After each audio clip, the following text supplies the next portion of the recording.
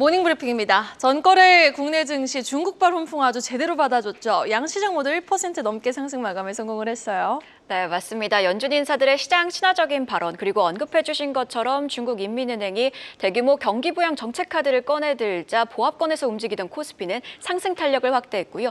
2차 전지주와 반도체주가 동반 강세를 보이면서 지수 상승을 견인했습니다. 자, 오늘은 어제 장 마감 이후 윤곽이 드러난 K밸류업 지수 관련주들의 움직임에 이목이 쏠리고 있습니다. 모닝 브리핑 지금 바로 출발합니다. 시장이 그래도 열심히 힘을 내주고 있습니다. 9월 이후 처음으로 코스닥은 7거래일 연속 상승 마감에 성공해준 9월 24일 화요일장 한마디. 코스피는 6거래일 연속 상승, 외국인은 5거래일 연속 매도입니다. 이날 코스피는 1% 넘게 오르며 9월 11일 이후 6거래일 연속 상승 랠리를 이어가줬죠. 외국인의 5거래일 연속 매도에 따라 반등의 속도는 더디지만 그래도 전날 테슬라의 5% 가까운 급등에 힘입어 또 중국의 유동성 공급 정책 기대에 힘입어 기분 좋은 상승 마감에 성공해준 화요일장이었는데요. 더 구체적인 마감 수치와 특징 섹터도 이어서 확인해보고 오시죠. 화요일 우리 시장은 일제히 상승 마감했습니다. 반도체와 2차 전지주 강세가 지수 상승을 견인했고요. 미국 연준 인사들이 금리 인하 기조를 확인하고 중국 인민은행이 지준율을 0.5%포인트 인하에 나설 것이라고 예고한 점도 증시에 긍정적으로 작용했는데요. 특히 보합권에서 움직임을 보이던 코스피 같은 경우에는 상승폭을 키웠습니다. 네, 바로 이어서 더 살펴보면요. 수급 살펴보시면요. 외국인은 이날도 코스피 현물을 팔았습니다. 규모는 3,700억 원으로 외국인은 현재 5거래일 연속 코스피 매도세를 보이고 있는 상황입니다. 이 가운데 개인은 어제 코스피와 코스닥을 매도한 반면 기관은 양시장을 매수했습니다.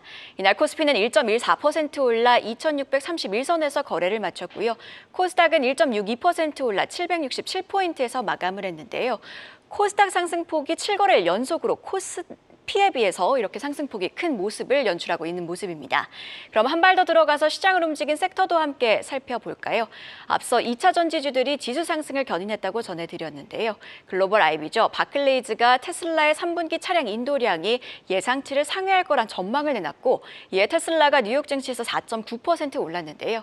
이에 우리 시장에서도 SK이노베이션이 6.4%, LG에너지솔루션이 4% 오르는 등 2차 전지주들이 강했습니다. 또 해리스 부통령이 트럼프를 앞지르고 있다는 여론조사 결과도 이날 우리 시장에서 2차 전지주를 비롯한 친환경주 강세에 영향을 줬습니다. 이외에도 어제 환경부는 온실가스 국제 감축 사업을 확대한다고 밝혔습니다. 관련 운영 규정 제정안을 오늘부터 20일간 행정 예고한다고 했는데요. 해당 소식에 어제 온실가스 관련주들은 빨간불 켜냈습니다. 어제 교육주도 강했는데요. 내년부터 정부는 AI 디지털 교과서 도입을 추진합니다. 일단 단계적으로 도입하고 대상 학년과 과목을 확대할 예정인데요. 따라서 YBM넷의 경우 22%, 아이스크림 메디어의 경우 13% 상승 곡선을 그렸습니다. 그럼 이외에도 어떤 섹터가 시장을 추가로 움직였는지도 함께 살펴보시죠. 네, 이렇게 화요일장에서는 2차 전지 관련주, 신재생 에너지 관련주, 딥페이크 관련주, STO 증권형 토큰 관련주가 강세를 보이며 지수 상승을 견인하는 모습이었습니다. 그런데 뭐니 해도 이날은 중국 상해 종합지수의 4% 넘는 급등에 따른 아시아 증시 전반적인 훈풍이 가장 두드러진 특징이었던 하루였는데요. 자, 그래서 오늘은 이에 연장선상으로 살펴볼 수 있는 섹터 준비했습니다. 중국이 189조 원 유동성을 공급한다. 석유화학 관련주 자세히 톱어보겠습니다. 어제 화학주들이 일제히 바닥에서 불기둥을 뽑아냈던 그 배경으로 오늘의 이야기 풀어보겠습니다. 다음 페이지 보시죠. 중국이 바오우 5% 성장률 유지를 위해 움직이기 시작합니다. 경제 부양책 카드를 꺼내든 건데요. 중국 인민은행 지급준비율, 지준율 인하를 통해 유동성을 대량 공급할 전망입니다. 지준율, 은행이 유치한 예금 중 중앙은행이 의무적으로 예치해야 하는 자금 비율을 일컫는데 이 예치 자금 비율을 낮춘다? 시중에 돈을 풀겠다는 말이 되겠죠.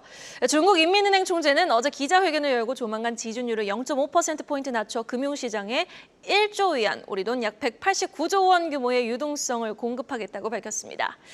작년에 두 번이나 지준율을 0.25%포인트씩 낮춘 중국, 올해는 2월 춘제를 앞두고 0.5%포인트 인하를 했고 이번에도 인하를 시사한 중국 인민은행.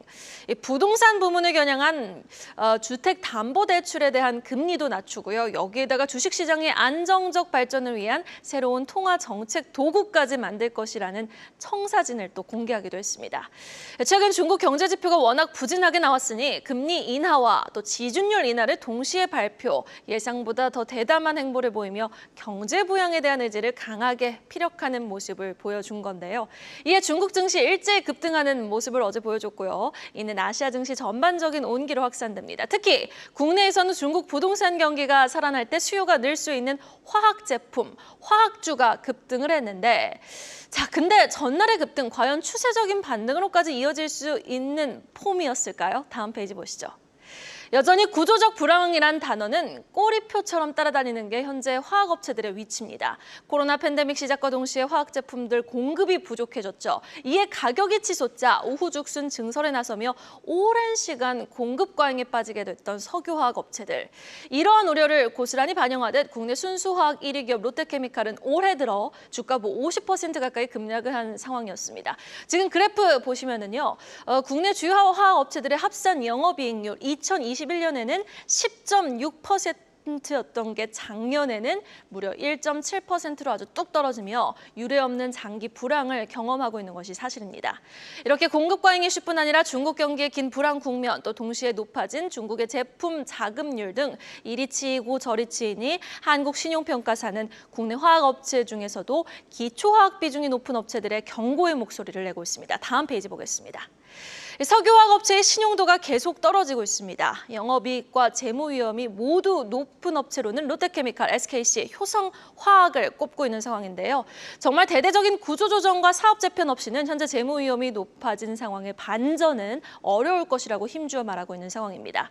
이렇게 업황불황의 터널이 길어지다 보니 업체 중 유일하게 긍정적인 우수 전망이 나오고 있는 금호석유화학의 시장의 시선은 더 쏠릴 수밖에 없는데 그런 와중에 어제 발표된 KRX 코리아 밸류업 지수에서는 남다른 밸류업 움직임을 보였던 금호석유화학이 또 포함이 되지 않았죠. 다음 페이지 보겠습니다. 화학업체 중 편입이 유력한 것으로 분류됐던 금호석화, PBR도 0.64배 수준으로 대표적인 저평가 종목에다가 차별적인 수익성도 자랑을 하고 있는데 왜 제외가 됐을까요? 이유를 꼽자면 이미 여러 차례 조카의 난으로 불리는 경영권 분쟁이 있었던 부분과 또 9월까지 보합 상태에 머물러 있었던 수익률을 꼽아볼 수 있겠습니다. 아무리 다른 화학주 대비 선방하고 있더라도 경기 침체의 영향권에선 자유롭지 못하니까 이런 결과가 나온 것으로 풀이가 되는데 그래도 금호석화는 약속을 지킵니다. 바로 오늘이죠. 지난 3월부터 취득해온 자기 주식 34만 주를 일괄 소각할 예정이고요. 여타 석화기업들 중 중국발 공급 과잉에 직격탄을 맞는 반면 합성 고무 중심의 고부가 가치 제품에 집중해 수익성을 지키려는 노력을 보이고 있죠. 이 말인즉슨 전방 산업인 타이업계의 견조한 수요가 실적을 지탱하고 있다라는 말로도 해석해 볼 수 있겠는데 무엇보다 합성 고무 가격, 이 타이어에 들어가는 고무 가격이 연초 대비 지금 한 40% 정도 올랐거든요. 하반기에도 호실적이 전망되고 있는 상황, 3분기 영업이익은 전년 동기 대비해서 36% 증가가 예상되고 있습니다. 자, 그럼 바로 이어서 관련주 흐름까지 정리해보죠. 먼저 롯데케미칼입니다. 2030년까지 범용 제품 매출 비중 30% 이하로 낮추고 첨단 소재 매출은 8조 원까지 확대할 계획입니다. 주가는요, 전날 10.7% 급등 마감했습니다. LG화학 보겠습니다. 배터리 소재, 친환경 소재, 혁신 신약 등 3대 신성장 동력에 내년까지 10조 원을 쏟아붓습니다. 주가는 전날 테슬라 급등에 힘입어 8.4% 상승 마감했습니다. 하나솔루션 볼까요? 상반기에만 3천억 원 영업 손실이 발생을 하면서 올해 들어서 9월 11일까지 주가 40% 넘게 급락하더니 어제는 10% 넘는 강한 반등에 또 성공을 해줬습니다. 마지막은 금호석유입니다. 업계 안에서 유일하게 부채 비율이 40%대로 비교적 낮은 수준을 기록하고 있지만 시장 가격 균형이 흔들리고 있는 이상 마냥 또 긴장의 끈을 놓을 수는 없는 상황입니다. 주가는 전날 7.6% 급등 마감했습니다. 자, 중국의 유동성 공급에 반짝했지만 3분기 실적 시즌에 다시 한번 움츠러들 수 있다. 일시적 반등을 이용해 고민해 볼 수 있는 화학주 투자 전략도 이어지는 한국경제TV와 함께해 주시죠. 계속해서 장 마감 이후 나온 공시와 일정도 확인해 보고 옵니다. 어제 장 마감 이후에 나온 공시도 살펴보도록 하겠습니다. 먼저 KT는 빅데이터 계열사 KT넥스아를 흡수 합병한다고 공시했습니다. 지분 100%를 보유하고 있었던 KTDS로부터 지분을 모두 취득할 예정이고요. AI 기술 확보 경쟁이 치열해지고 있는 가운데 합병을 통해 AI 경쟁력을 강화하겠다고도 강조했습니다. 고려아연은 이날 영풍의 보유 지분을 개별 공시했는데요.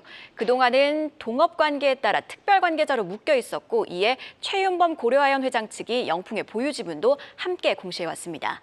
또 특별관계자로 묶여 있어 고려아연 측이 대항 공개 매수에 나설 수 없었는데요. 그러나 이번 개별 공시를 통해 대항 공개 매수 관련 법적 제약은 해소된 모습입니다. 마지막으로 보성파워텍은 한국전력공사와 244억 원 규모의 동해안 신가평 송전선로 강관철답 공급 계약을 체결했다고 공시했는데요. 최근 매출액 대비 31% 규모로 보성파워텍은 시간의 거래에서 3.4% 올랐습니다. 그럼 바로 이어서 오늘의 주요 일정입니다. 산업통상자원부는 대왕고래 프로젝트 관련 2차 전략회의를 개최합니다. 해외 투자 계획과 조강권 설정 등 구체화를 위한 논의가 있을 것으로 보이는데요. 관련주 흐름도 함께 주목해 보시죠. 이외에도 오늘부터 27일까지 2차 전지 소재 부품 및 장비전인 K배터리쇼 2024가 진행됩니다.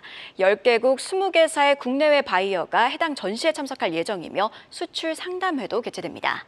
또 세계 최초, 국내 최대 수소산업 전문 전시회인 에이스2 및 2024도 예정되어 있는데요. 현대차, 고려아연, 코오롱 인더스트리 등 국내 주요 기업들이 참여할 예정입니다. 이렇게 공시와 일정까지도 함께 확인해봤습니다. 네, 삼성전자를 향한 외국인의 매도는 오늘도 지속될까요? 아니면 오늘은 좀 일단락될 수 있을까요?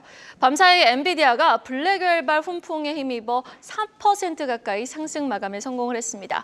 과연 이에 따라서 오늘 국내 증시 SK하이닉스 향 관련주뿐만 아니라 삼성전자도 좀 반등다운 반등이 나옴직한지 또 마이크론 실적 발표를 하루 앞두고 삼성전자에도 강한 매기가 쏠릴 수 있을지 여부 한번 주목해 보도록 하겠습니다. 여러분, 오늘도 힘내세요. 모닝브리핑이었습니다.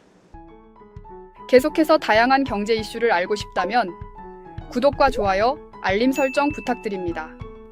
AI 캐스터 권미정이었습니다.